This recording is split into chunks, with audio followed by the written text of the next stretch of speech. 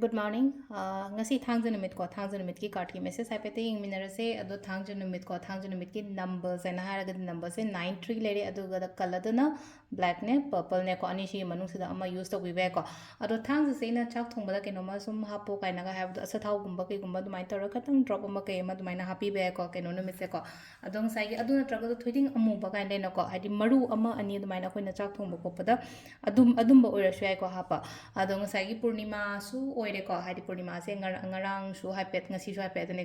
calendar se dum ani ni pan ba yaw bone dum hadi ngasi su dum taw ya ke su kai de ngarang taw su taw gre ngasi taw su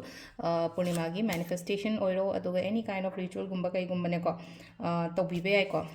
ꯑꯗꯨꯒꯨꯝꯕ ꯇꯧꯔꯁꯦ ꯃꯇꯝꯗꯣ ꯍꯥꯏꯐꯦꯠ ꯌꯦꯡꯉꯒ ꯍꯥꯏꯗꯤ ꯃꯇꯝ ꯑꯐꯕ ꯃꯇꯝꯒꯨꯝꯕ ꯌꯦꯡꯉꯒ ꯇꯧꯕꯤꯒꯦꯔꯥ ꯈꯣꯠꯄꯤꯒꯦꯔꯥ ꯀꯣ ꯑꯗꯨꯃꯥꯏꯅꯒꯨꯝꯕ ꯇꯧꯃꯤꯟꯅꯔꯁꯦꯀꯣ ꯑꯍꯥꯟꯕꯗ ꯑꯩꯈꯣꯏꯒꯤ ꯀꯥꯔꯠꯀꯤ ꯃꯦꯁꯦꯖ ꯌꯦꯡꯉꯁꯦꯀꯣ ꯀꯥꯔꯠꯁꯦ ꯑꯍꯨꯝ ꯈꯛꯇꯪ ꯂꯧꯊꯣꯛꯑꯁꯦ ꯅꯨꯡꯇꯤꯒꯤ ꯂꯧꯊꯣꯛꯄꯗꯥꯏꯅ card number 1 card number 2 card number 3 ꯀꯣ ꯑꯗꯨꯒꯤ ꯃꯇꯨꯡ ꯏꯟꯅꯀꯣ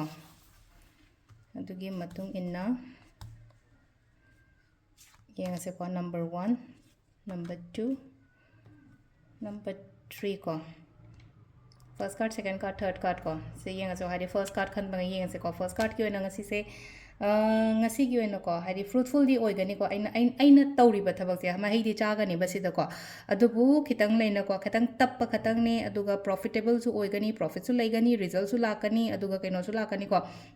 aina hotna jari ba aina tawri ma'am se adugi mahi marong loina mak chagani aduga khara ngai ba oina oibato hai tare ko sida aina ji ngai jari ba pholi ko li ba ma'am se engonda phangba oina oiba ko number 2 gi su haipet manarap tawna la e ko number 2 gisna mu hai ai hajik sagat pa oibodo semgat pa ai gi tawriba business oiro karbar oiro hadi hotna ba yam phajana hotna ri ko sida number 2 gi la ise ko aduga hadi sida leina ko hadi experty oidari ko aina tawriba thabak sida ko hadi khitang hairaga yamna kaino tawbo oibodo ko aduduna kharaga hen expertise oiba ma darkar oi ko sida hadi hotna biyo committed oiraga concentrate oiraga hotna biyo success oigani ko number 2 khan bangai gi na haraga di ko number 3 ko number 3 sina sileina ko hadi kainoma sida na mu delay oiba oire ko hadi good news ni khangde natraga aina ngairaga leiba ni khangde adumba se kitang delay oiba khotpa adumaina oina oi ko aduga ama sai ko ngasi gi oina hai tare ko ngangbak sakpa matam do khatang khandaraga ko hadi kitang khantharaga adumai taro ngangbiba hadi khalla matungda think before hai tare ko sida ko hadi you speak and hai basida ko hadi aina kainoma ngange khotke haragadi hana khatang khandabiba khothabiba ma darkar oi ko sisina akhoi gi card ki kaino lere ko message lere ko timing sai pe di ngasi ko sida ngasi gi oina timing of base kai kai lege adu hai bado ko timing sina ayuki pung taru ka minute mapan dai na taret ka minute yakai mathoi phong lere degi drama thoi ka minute tra tuk tai gena pung mari ka minute kun mari phong lere duga nipan e nungda waram gi ko nungda waram gi taru ka minute taret tai na taret ka minute kun mari phong lere degi nipan ka minute funi thoi dena pung baro ga minute kun tra mari phong lere ko aduga nongalam dai next day gena ahum ka minute mapan dai na mari ga minute kun taru phong lere ko asisina koi gi ngasi gi oina afaba timing ko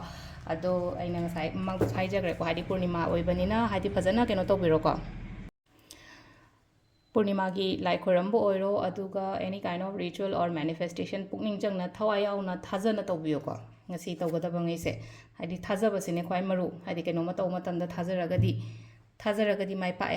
haibado neba thajaraga tawbiyo isada doubt leragadi tawgano ko sise mai haike ko saturday oibane ayuk se phajana imung wairam kari krasi tok sing tok tawraga adumaina gumba tawbiro sida leire khoi ngasi goina video se ko ngasi thangjun mitke thank you